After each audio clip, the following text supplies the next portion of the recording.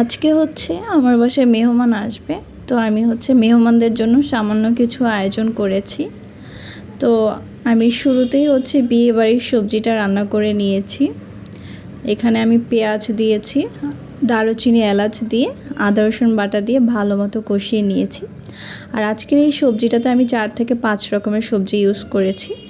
এখানে পেঁপে ছিল, গাজর ছিল, বরবটি, পটল, চিচিঙ্গা ছিল। তো এই তো পুরো রান্নাটাই আমি পানি ছাড়া করেছি।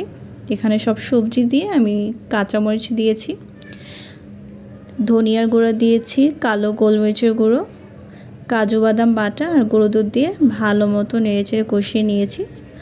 আর শেষে হচ্ছে কর্নফ্লাওয়ার দিয়ে ঘি দিয়ে রান্নাটা কমপ্লিট করেছি। এই সবজিটা খেতে খুবই মজা হয়েছে, আপনারা একদিন এভাবে ট্রাই করতে পারেন। আর সাথে আমি হচ্ছে মজাদার রেজালাটা বানিয়ে নিয়েছিলাম। খুবই মজা হয়েছিল, বিফ রেজালাটা মজা হয়েছে।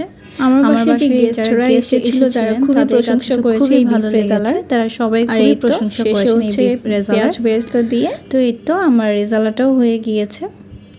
এরপর আমি হচ্ছে এখানে পোলাওটা রান্না করে নিচ্ছি। আমার পোলাও একটু সবজি দিতে ভালো লাগে, একটু কালারফুল হলে ভালো লাগে। এখানে আমি হচ্ছে গাজর দিয়েছিলাম, আর এই তো শেষে হচ্ছে পেঁয়াজ বেরেস্তা দিয়ে দিলাম। প্রত্যেকটা রান্নায় আসলে বেরেস্তা না দিলে ভালো লাগে না।